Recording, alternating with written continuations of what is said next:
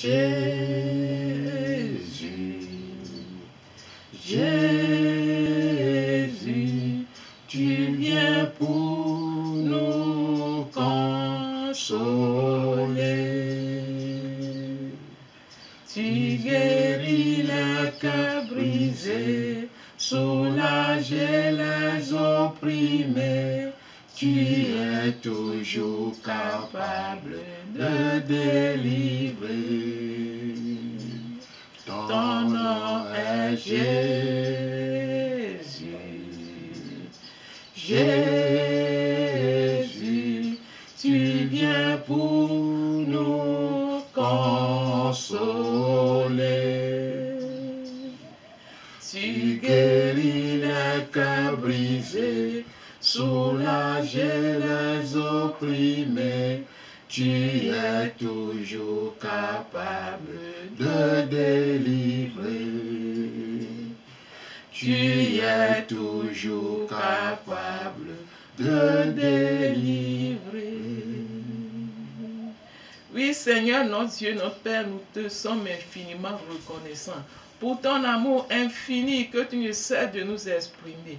Nous voulons te rester encore reconnaissants pour cette grâce que tu nous as faite d'être à la meilleure place pour continuer cette émission. Esprit Saint, Esprit de Dieu vivant, viens nous conduire et dirige cette séance pour ta gloire. Merci de disposer les cœurs, les pensées, afin que de recevoir ce que tu as pour eux aujourd'hui. Et que tout ce que nous allons faire soit pour ta seule gloire, au nom de Jésus-Christ. Amen. Amen. Chers téléspectateurs, téléspectatrices, ceux qui sont sur les réseaux sociaux, recevez nos salutations dans le précieux nom de Jésus-Christ. Et vous êtes en compagnie des missionnaires Emmanuel et Diamant Aoudja dans votre émission MSD Média Service Diffusion. Et nous sommes dans notre grand thème, l'âme blessée, la guérison intérieure. Et nous avons parlé de l'introduction la dernière fois. Aujourd'hui, nous continuons avec le sous-thème, l'âme blessée. Le sous-thème, les sources de nos blessures. Les blessures causées par les parents. Les blessures et les frustrations. L'ennemi a ciblé nos aïeux, nos ancêtres, Adam et Ève, depuis le jardin d'Éden. Et c'est là où il a créé cette zigzanie qui est la honte, la peur, la crainte, le découragement. Dieu qui nous a tant aimés, Dieu qui veut notre bien, ce jour-là, l'Éternel s'est fâché et il a chassé l'homme dans le jardin. Et c'est là où la source de nos blessures ont commencé. Donc, l'ennemi, des fois, a ciblé certains enfants depuis le ventre. Et il ne veut pas que cet enfant progresse, qu'il a une bonne vie, quoi que ce soit. Il les a ciblés et il les a détruits dès l'enfance déjà ou en allant. Mais Dieu, qui est le Dieu Tout-Puissant, a créé ce système-là pour que nous revenons à lui. Pour que nous revenons à lui. Ceux qui se sentent déjà intérieurement blessés, Jésus est capable. Nous disons que toute personne qui est blessée est liée au passé. Souvent on les appelle les passistes. Ils ne sont jamais au présent ni au futur. Chaque fois c'est la colère, chaque fois de la tristesse. Donc Jésus est venu pour délier ce que l'ennemi a lié. Toutes ces blessures, Jésus est capable. C'est pourquoi le chant que nous venons de chanter, Jésus est capable de guérir toute blessure interne ou externe, quoi que ce soit, il est prêt. C'est pourquoi il a dit que dans Éphésiens 5, 26-27, l'Église glorieuse n'aura pas de taches ni des rides. Donc, c'est pourquoi l'ennemi a tout fait passer pour pouvoir diviser et régner dans nos églises, dans la société. Mais Jésus est prêt à intervenir. Que Dieu, qui nous a tant aimés, ne veut pas qu'on reste dans ce déséquilibre ou dans cette désinstallation. Non, Dieu veut nous recréer. Dieu veut nous amener dans une autre dimension qui est la guérison intérieure. Donc aujourd'hui, nous allons parler sur les sources de nos blessures. Les sources de nos blessures. Il y a plusieurs sources que nous allons développer. La première source, c'est les parents, les blessures causées par les parents. Les parents sont des sources de nos blessures.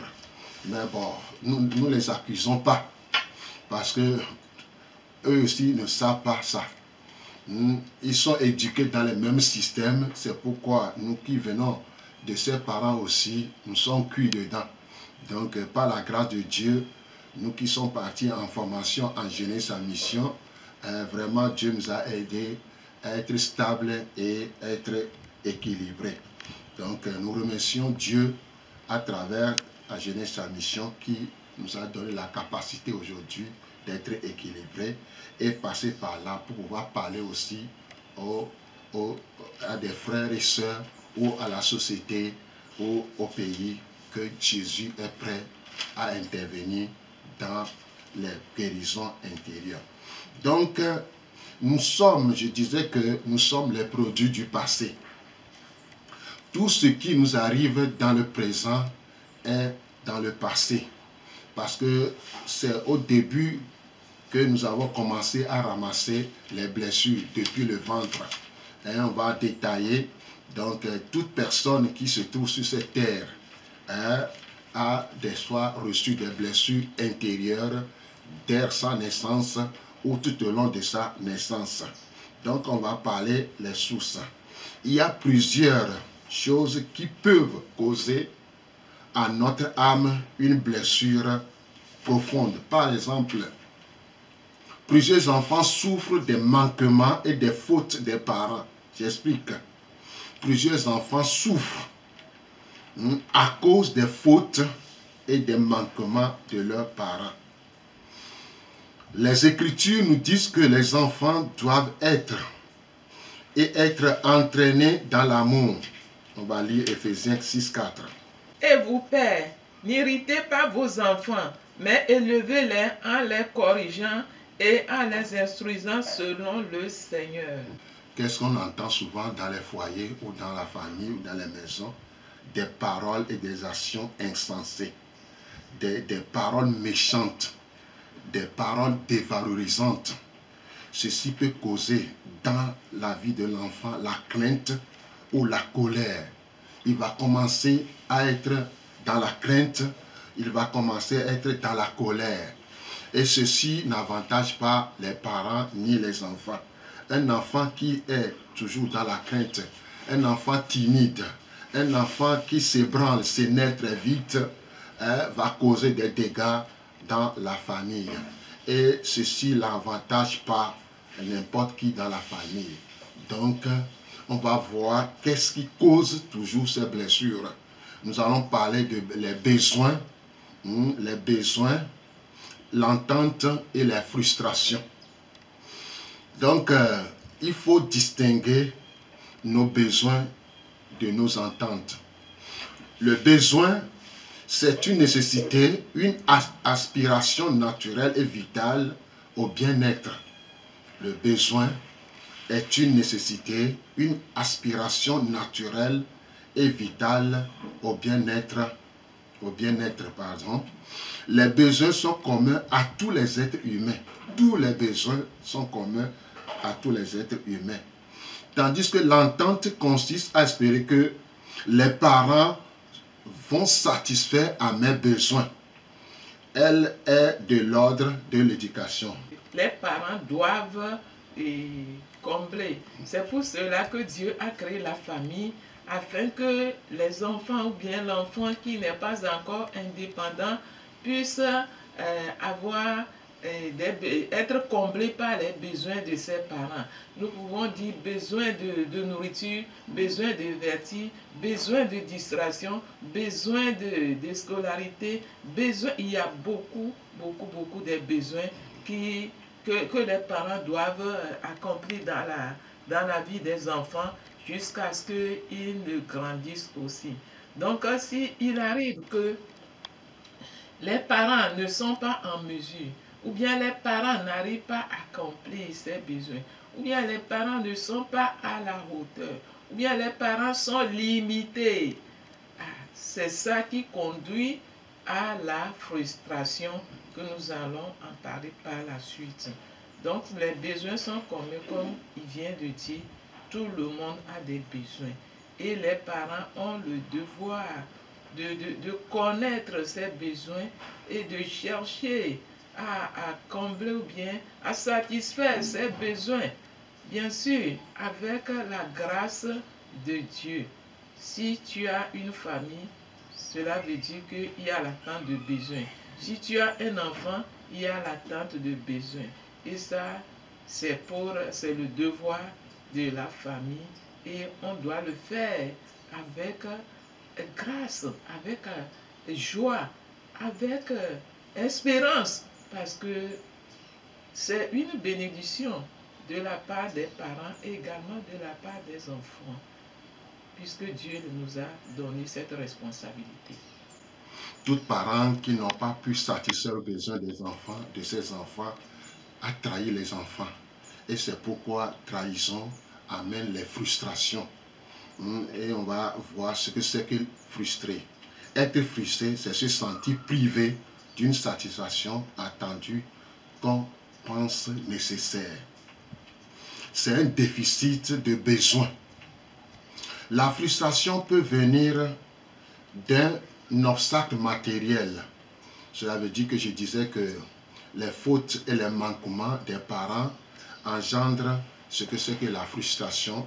Par exemple, dans une maison, il y a beaucoup de choses qui se passent dans les maisons et dans votre maison ou dans votre chambre, il y a certaines choses qui n'est pas. Par exemple, d'autres ont les télévisions en couleur et chez vous, il n'y a même pas télévision en couleur, il n'y a même pas radio. De temps en temps, ces enfants vont aller voir toutes ces choses. Quand ils reviennent dans leur chambre, c'est chaos. Ça, c'est un objectif que les parents n'ont pas pu atteindre.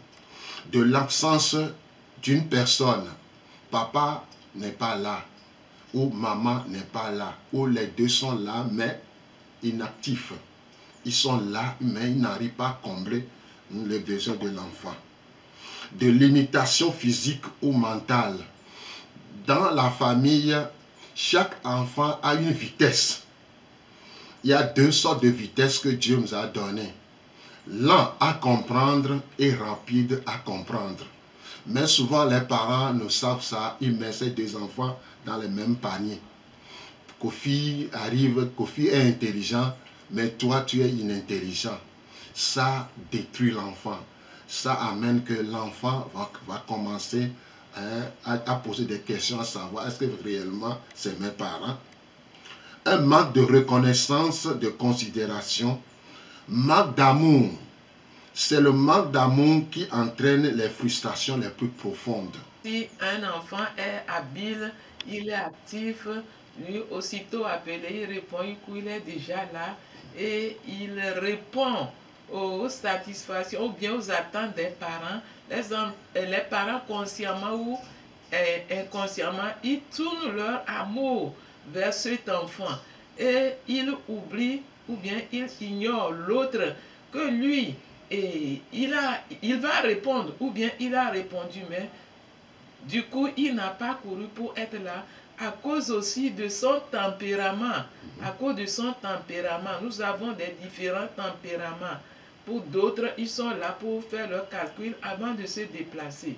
Alors que pour d'autres, ils sont présents à tout moment comme un papillon. Donc les parents ne tiennent pas compte de cela. Il y a aussi des difficultés depuis la naissance. Il y a d'autres, leur naissance, il y a eu des complications.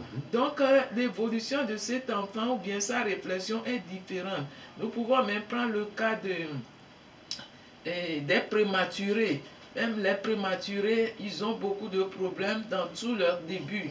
Et les parents n'arrivent pas vraiment à les accompagner. Ils veulent aussi les traiter comme quelqu'un qui est né normalement 9 mois ou bien 10 mois.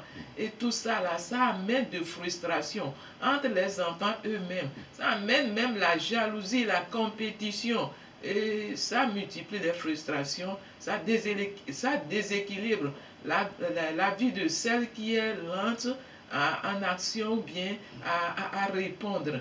Et c'est très grave. C'est pourquoi nous avons d'abord parlé des parents, parce que ça va le suivre. Ça va suivre cet enfant. Et quand il va grandir avec les camarades et à l'école, les enseignants viennent tamponner ça. Et ça détruit presque la vie de cet enfant. Donc, quand on parle de frustration, c'est quelque chose vraiment que nous devons y penser et voir comment le travailler. Maintenant, on va voir comment ça commence, les frustrations dans l'enfance. C'est-à-dire besoins non satisfaits amènent automatiquement les frustrations. Et ces frustrations commencent dès l'enfance. Et on va voir ces frustrations à 4 points. Premier point, les parents expliquent à l'enfant le pourquoi de l'interdit, en lui montrant que cela ne diminue pas l'amour qu'il lui porte.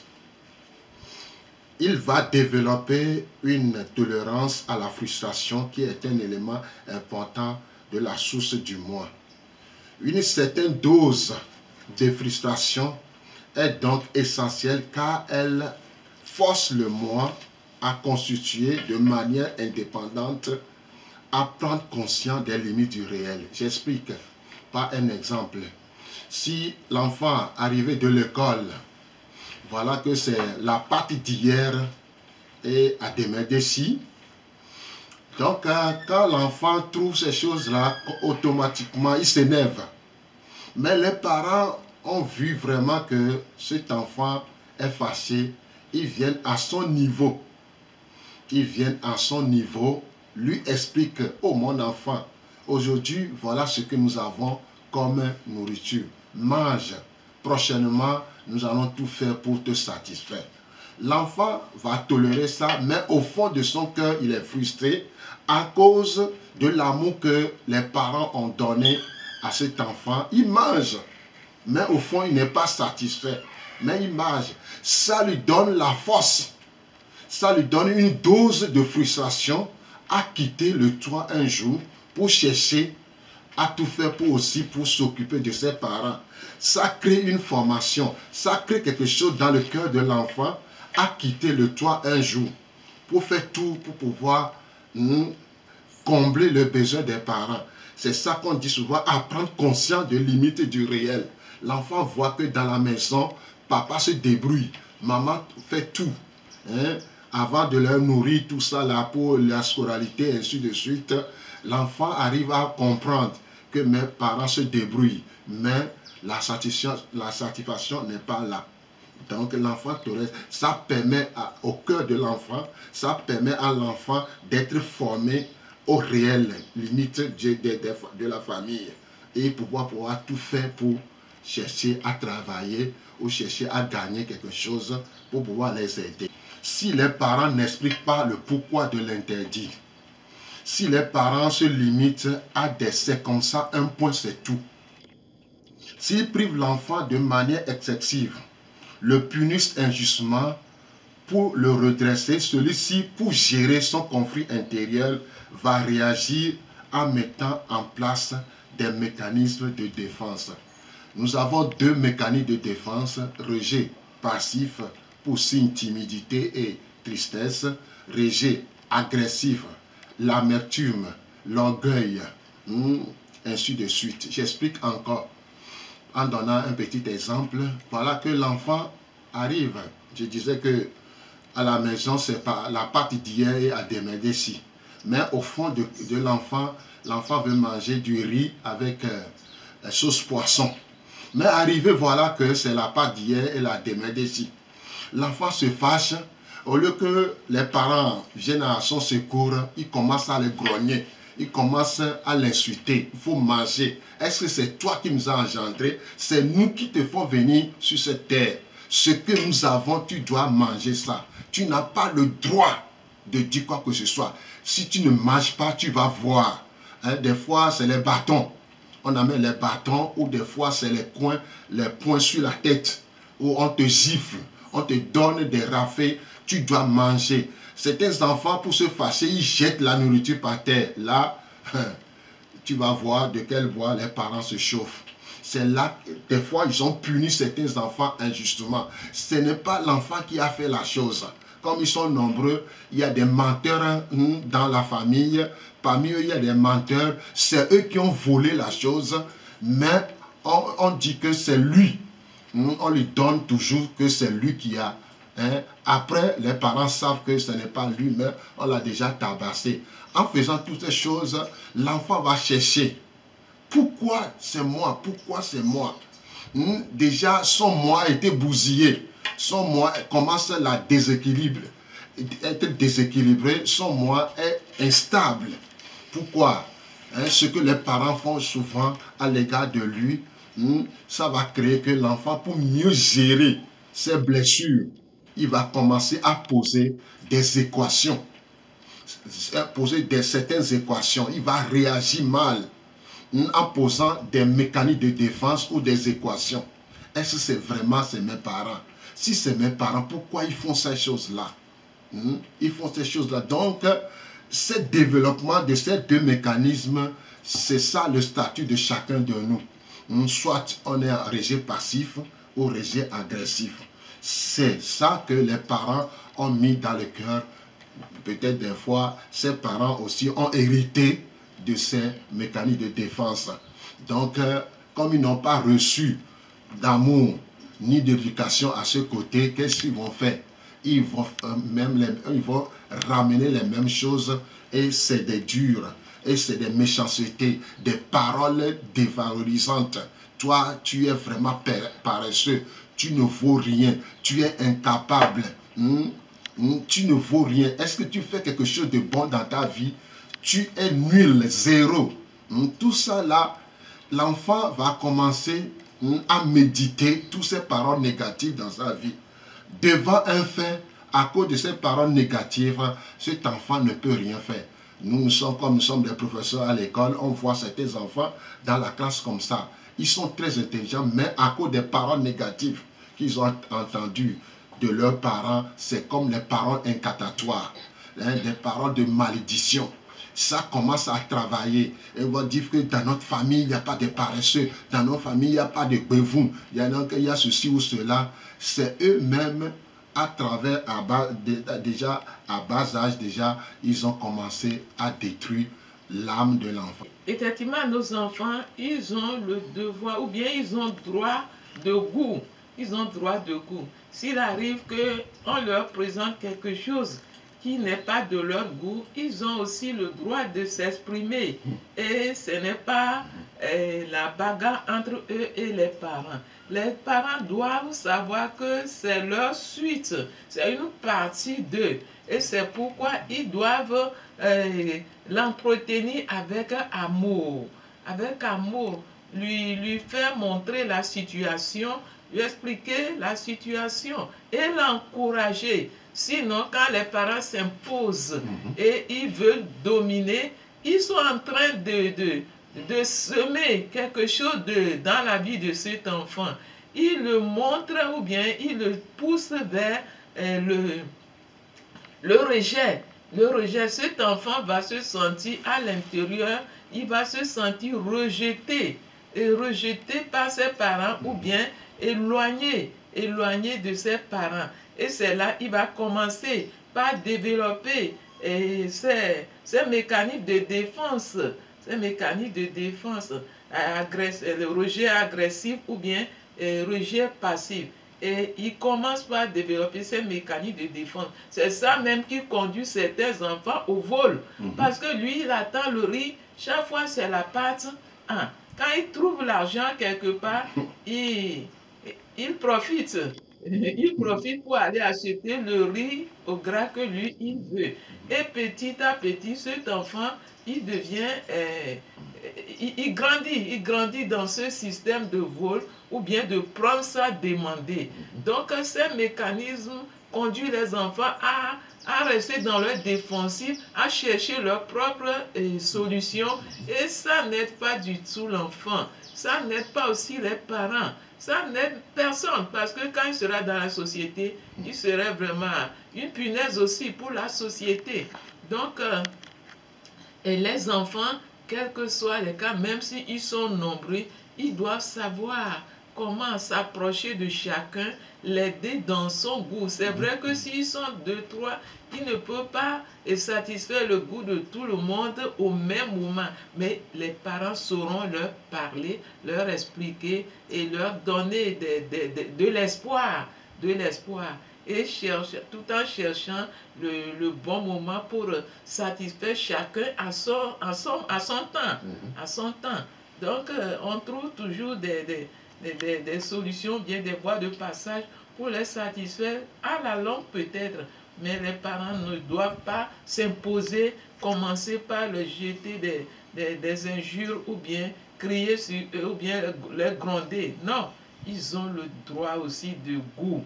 Comme nous les grands, ils peuvent choisir, ils peuvent avoir le désir de manger ce qui les plaît. Et les parents doivent gérer ça de la bonne manière. En accordant un objet de remplacement ou de substitution tectine, doigt, sucrerie. L'enfant, une fois devenu adulte, risque de se consoler de cette déception par des objets de substitution ou de remplacement.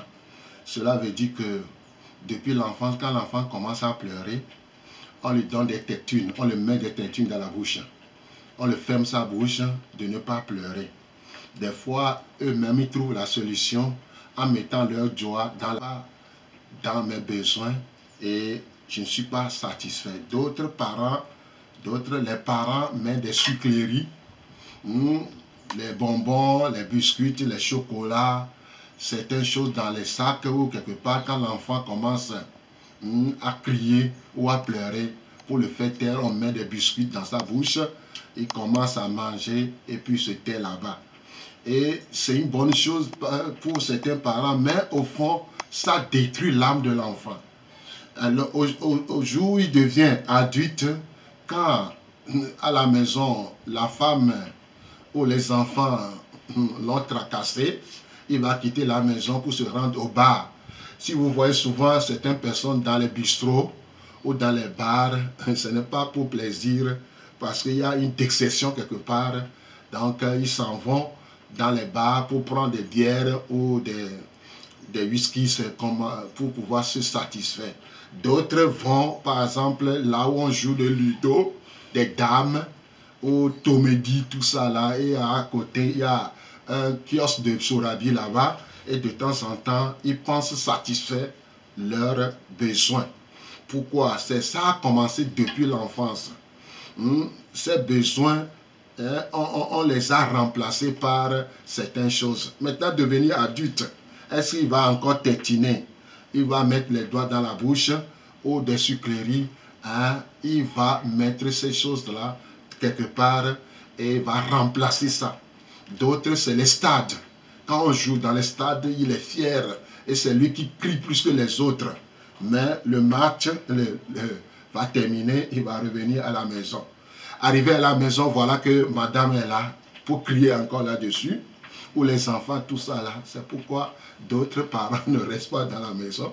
Dans la nuit, ils reviennent dans la nuit, tirés pour dormir et se lèvent tôt. J'ai connu une personne comme ça, quelque part dans les préfectures de Vaud.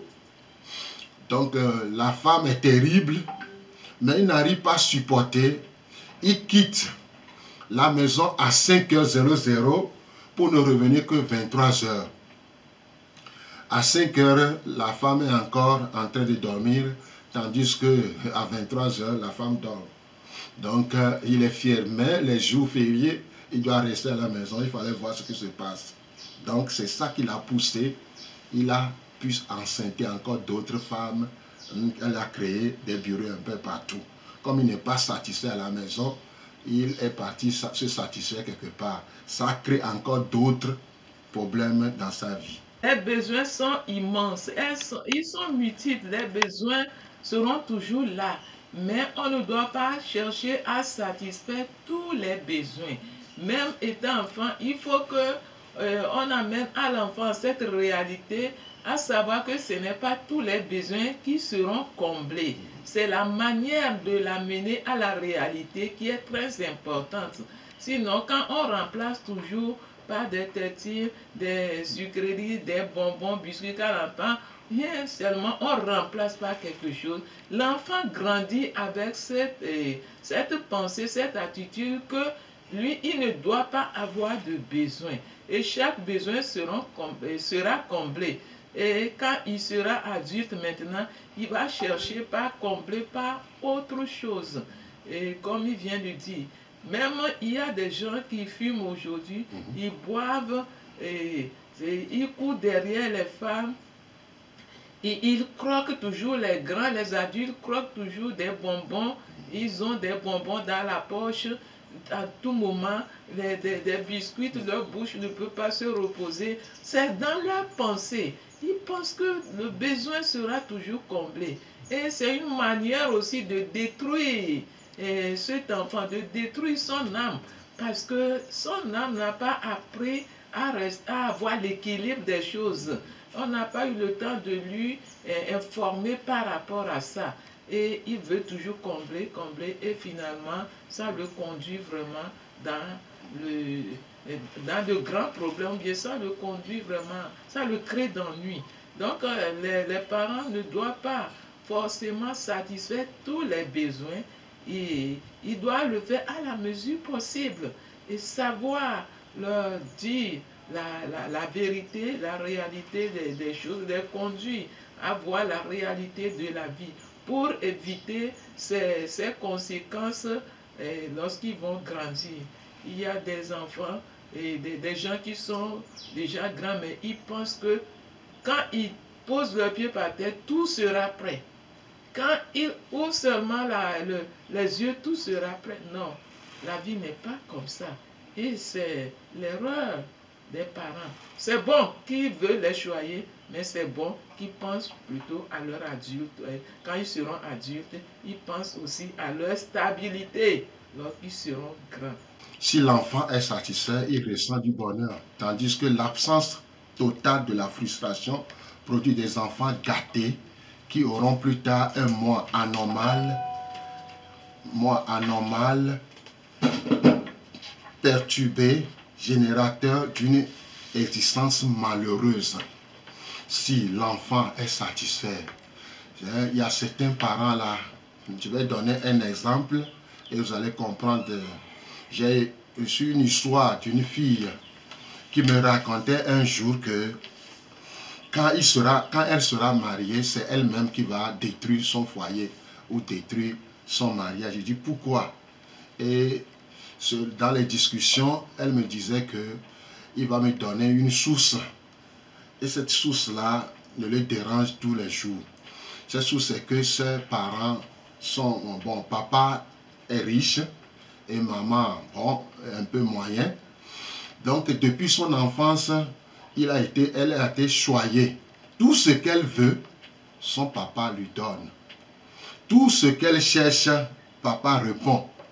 À un moment donné, voilà qu'un jour, à l'âge de 8 ans, son père est mort. Maintenant, à cause de cette discussion, sa maman s'est séparée, s'est divorcée avec son papa pour regagner sa maison paternelle. Voilà qu'à l'âge de 8 ans, papa est mort et laissé seul. Qui va la prendre maintenant? Donc, on l'a ramené chez sa maman. Sa maman aussi a fait sortir des règlements intérieurs. Chez moi ici, il n'y a seulement que la pâte, le riz, il n'y a pas de question de salade, ni biscuits, ni bonbons, quoi que ce soit dans cette maison. C'est à toi maintenant d'être dans les règlements. Mais un enfant choyé 8 ans, ce n'est pas petite affaire. Donc des fois, quand il ne trouve rien, elle s'enferme dans sa chambre. Tous les jours, c'est les pleurs. De telle manière, ça agit sur sa vie scolaire. Elle n'a pas réussi sa vie scolaire. Elle s'est appris aussi, appris aussi un métier. Ça n'a pas donné de l'importance. Je l'ai trouvé ce jour en train de vendre quelque chose dans une boutique. Très belle, très fantastique, mais au fond d'elle, elle a été choyée, elle a été choyée de telle manière qu'elle ne peut pas répondre à son entente, et voilà qu'elle est devenue presque veuve, personne ne peut pas la marier, parce qu'on a tenté de la marier, l'homme a pris la tangente. Et c'est dans l'église un jour qu'on a annoncé que l'homme qui voulait la marier a trouvé une autre sœur qui répond à son entente. Et elle a su ça, elle a vu ça, mais au fond d'elle-même, parce qu'elle disait que comme quand elle va se marier, elle va détruire son foyer et elle est fière dedans. Nous sommes en train de parler des parents qui font tout pour choisir aussi leurs enfants. C'est aussi une erreur. Parce que lorsque l'enfant est trop choyé, elle pense que la vie est facile. Elle oublie que dans la vie, ou bien elle oublie que dans la vie, il y aura toujours de haut et de bas, comme il y a la nuit et le jour. Pour cette personne, même étant adulte, tout est toujours rose, tout est toujours sur tout est toujours omelette sur le plat d'or. Et puis quand il va toujours trouver les choses facilement. Et c'est compliqué. C'est compliqué quand il va créer son foyer ou bien il va se retrouver dans la famille. Ce serait vraiment compliqué parce qu'il a toujours des attentes très élevées. Ces attentes sont tellement élevées que si c'est la femme, l'attente est élevée que le mari ne peut pas vraiment s'en sortir. Il fait, il reste encore. Il veut que cela soit comme chez papa. Et si c'est le mari, lui aussi, il veut que cela soit comme. Et il oublie qu'il a quitté l'étape d'enfance pour arriver à une autre étape dont lui-même il doit faire face à la vie, à la réalité de la vie. Donc, ces deux cas ne sont pas les deux extrêmes. Par exemple, les deux extrêmes ne nous aident pas. Il faut toujours travailler pour la stabilité, avoir le milieu des choses, ce qui est bon, ce qui peut aider, ce qui peut édifier, ce qui peut faire grandir les enfants, ce qui peut les aider à réfléchir, à cultiver aussi leur effort et à cultiver également leur pensée, ça à pouvoir se retrouver stable dans la société. C'est très important. On ne doit pas aussi répondre à tous les besoins et ce n'est pas l'enfant qui va dominer dans la maison parce qu'il pleure ou bien il dit ceci, papa court, maman court. Il faut que les parents aient leur place et leur mot dans l'éducation de l'enfant. Des fois, on renverse les choses. C'est l'enfant qui domine, c'est l'enfant qui ordonne. Ce que l'enfant demande, on doit courir pour le faire. C'est aussi dangereux. Un moi qui n'a pas été forcé par des frustrations devient un moi anormal, perturbé, générateur d'une existence malheureuse. Aujourd'hui, certains de ces enfants, filles ou garçons, qui sont vraiment gâtés, sont malheureux parce qu'on en a beaucoup vu dans notre entretien à l'école comme dans la société. Donc, les parents, s'ils gâtent l'enfant, c'est une bonne chose, mais tôt ou tard, ils vont commencer à ramasser les pots cassés. Donc, voilà les détails concernant les besoins, l'entente et les frustrations. On venait de détailler les frustrations en 4 dimensions. Donc, que Dieu vous bénisse. Nous sommes en train de parler des besoins, qui non comblés qui conduisent à la frustration. Et nous avons parlé que c'est les blessures causées par les parents. Et Dieu a doté les parents pour aider les enfants à grandir dans la stabilité, à se développer avec une vie normale. Et lorsque les parents n'ont pas pu faire la part des choses, ils sont restés dans l'extrême et ça détruit plutôt la vie de l'enfant. Comme nous venons de dire, lorsque le besoin n'est pas là, il n'y a pas de moyens et on doit en principe expliquer à l'enfant avec amour, l'aider à comprendre le pourquoi aujourd'hui il n'a pas pu avoir ce qu'il désire et les parents s'imposent et ils crient Il dit, tu es qui? Tu n'es pas, c'est toi qui nous, c'est toi qui nous conduis ici, tout ça là, ce n'est pas la bonne manière. Et la bonne manière, c'est plutôt, et aussi là, le deuxième extrême, c'est que le papa ou bien les parents cherchent toujours à satisfaire tous les besoins, et quand l'enfant crie seulement, ah, même s'il n'y en a pas, ils doivent tout faire pour le satisfaire. Ça aussi, ça le conduit à une autre dimension de vie qui ne va pas l'arranger ni aujourd'hui ni demain, et aussi arranger la famille que lui-même il va créer. Et ils doivent chercher toujours à faire équilibre la part des choses pour ne pas frustrer leurs enfants et aussi pour ne pas les conduire à la destruction. Donc nous sommes en train de tirer vers la fin du thème d'aujourd'hui, et nous vous remercions pour tous ceux qui nous avez prêté l'oreille, qui avaient suivi cette émission, et que Dieu vous bénisse. Nous sommes non loin de... Nous sommes à Tocoin Séminaire, non loin de Optique à Dieu la gloire, derrière Optique à Dieu la gloire. Et ceux qui nous ont suivis, ceux qui nous ont écoutés, prêté oreille, si vous avez le désir de comprendre encore mieux quelque chose, ou bien si vous avez besoin de nos prières, nous sommes à votre disposition. Et je vais laisser Emmanuel vous donner les contacts, et on va terminer par là. Nous sommes à Tocoin Séminaire, derrière Optique à Dieu la gloire. En allant, vous allez trouver la maison de Toufan. Nous sommes derrière la maison de Toufan, derrière la maison de Toufan, pour que vous pouvez venir sans problème chercher la maison de Toufan. Nous sommes derrière.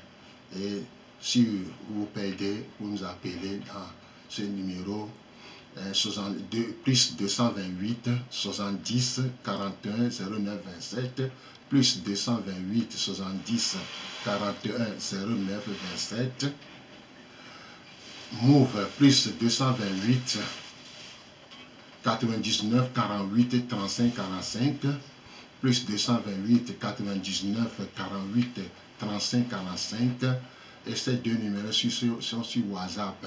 Mais ceux qui veulent me contacter directement par Skype, vous êtes les bienvenus aussi.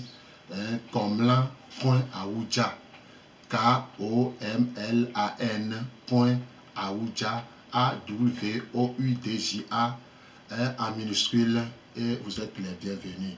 Que Dieu vous bénisse. Notre Dieu ne veut pas nous voir dans la blessure, traîner les blessures et quitter sa volonté à cause des blessures. Il ne veut pas nous voir dans la désobéissance, alors que quand on se retrouve dans le rejet, il faut chercher sa solution, et souvent ce n'est pas la meilleure. Lorsqu'on devient rebelle, et on est loin de la volonté de Dieu. Nous comptons sur notre Dieu qui a permis que nous amenons à la lumière ce thème, et nous croyons que le même Dieu, il est là pour nous accompagner tous ceux qui nous ont suivis. Notre Dieu, notre Père, nous sommes reconnaissants pour ta bonté, ta bienveillance, ta fidélité envers nous. Tu veux toujours voir tes enfants au sortir de la blessure à la guérison, quitter l'étape de la destruction à l'étape de la croissance, de développement. C'est pourquoi nous te confions, Seigneur, tous ceux qui nous ont suivis. Nous prions que ta puissance accompagne ce message, et que cela puisse toucher les cœurs, les pensées, que cela puisse guérir des cœurs, que cela puisse guérir des âmes, que cela puisse éclairer certains encore, que cela puisse aider les gens à quitter l'étape d'ignorance pour en arriver à l'étape de connaissance de ta volonté. Père de gloire, merci pour le bon Père que tu es pour tes enfants, le bon Père que tu es pour ton peuple. Tu veux toujours les voir s'épanouir, et nous croyons que tu le peux, parce que toi seul tu peux tout et tu fais tout. Reçois la gloire, la louange, au nom de Jésus. Amen. Amen. Shalom, shalom. Nous vous souhaitons bonne écoute, et que la grâce de Dieu vous accompagne dans le nom de Jésus-Christ. Amen. Amen.